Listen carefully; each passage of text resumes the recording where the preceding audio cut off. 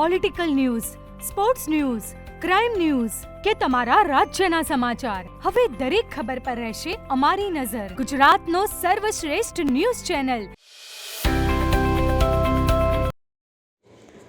રમતગમત, યુવા અને સાંસ્કૃતિક પ્રવૃત્તિઓ વિભાગ ગાંધીનગર તથા જિલ્લા વહીવટીતંત્ર પાટણના સંયુક્ત ઉપક્રમે પરંપરાગત માતૃવંદના ઉત્સવ 2026નો તારીખ 25-26 માર્ચ દરમિયાન 2 દિવસીય ભવ્ય આયોજન એલએસ હાઈસ્કૂલ સિદ્ધપુર ખાતે કરવામાં આવ્યું હતું.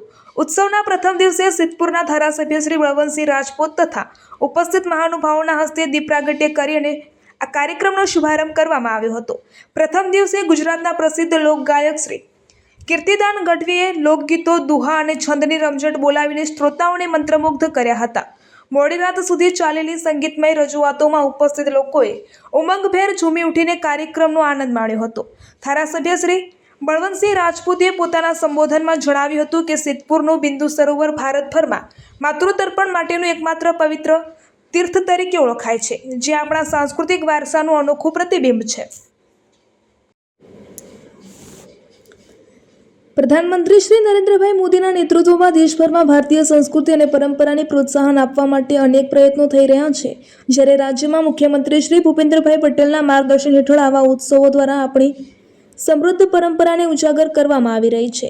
ચૈત્ર નવરાત્રિના પાવન અવસરે યોજાયેલા આ માતૃવંદના ઉત્સવ માતૃશક્તિના મહિમાને ઉજાગર કરવાનું મહત્વપૂર્ણ માધ્યમ બનશે એમ ધારાસભ્યશ્રીએ જણાવ્યું હતું.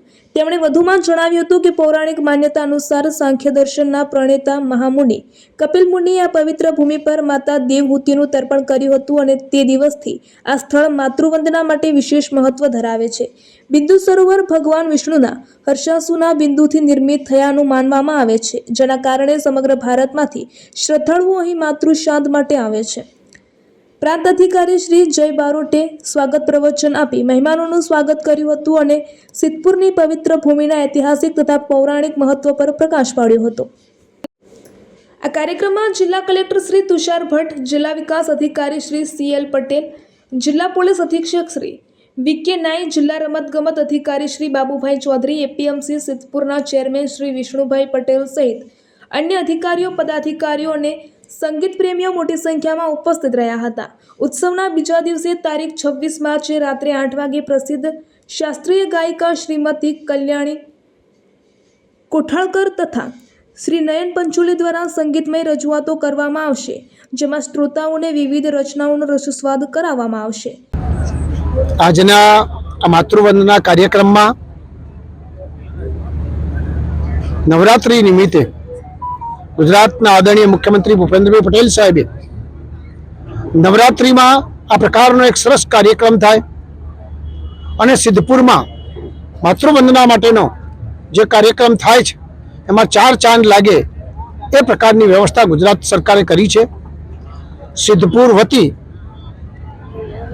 સમગ્ર ગુજરાત સરકારનો અને મુખ્યમંત્રીશ્રીનો આભાર માનું છું અને કહું છું કે આ પરંપરા આદરણીય પ્રધાનમંત્રી નરેન્દ્રભાઈ મોદી સાહેબ ત્યારે ગુજરાતના મુખ્યમંત્રી હતા ત્યારથી એમને આ એક સરસ શરૂઆત કરેલી.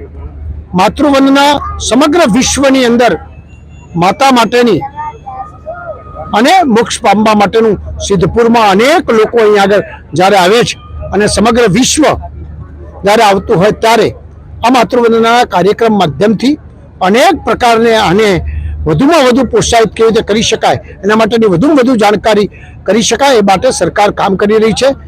અને આજે મને ચોક્કસ ખ્યાલ છે કે હજારોની સંખ્યામાં જ્યારે લોકો આવ્યા છે ત્યારે આ કાર્યક્રમમાં ફરીથી એ પ્રકારની વ્યવસ્થા થવાની છે અને માતૃવંદના માટેનો આ કાર્યક્રમ માત્ર સિદ્ધપુર પૂરતો નહીં, આજુબાજુના પંથકમાં પણ ફેલાશે એની મને ખાતરી છે. રમતગમત વિભાગ, યુવક સેવા અને સાંસ્કૃતિક વિભાગ ગાંધીનગર અને જિલ્લા વહીવટીતંત્ર પાટણ દ્વારા આયોજિત બિંદુ સરોવરના કાંઠે સિદ્ધપુરની ધરતીમાં, પવિત્ર ધરતીમાં, પવિત્ર ભવ્ય અને દિવ્ય ધરતીમાં જેનો ઇતિહાસ અનેરો રહેલો છે એવી ધરતીમાં સરકારશ્રી દ્વારાનો કાર્યક્રમ માતૃવંદનાનો કાર્યક્રમમાં ઘણા માણસો આવ્યા, લોકસંગીતની ખૂબ સારી વાતો થઈ, ખૂબ સારા ગીતો આવ્યા અને સિદ્ધપુરની જનતાએ આ કાર્યક્રમને ખૂબ બિરદાવ્યો. સિદ્ધપુરમાં માતૃવંદનાના કાર્યક્રમમાં આવીને મને ગૌરવ પ્રાપ્ત થયું છે. એના માટે સરકારશ્રીનો ખૂબ ખૂબ આભાર. જય માતાજી.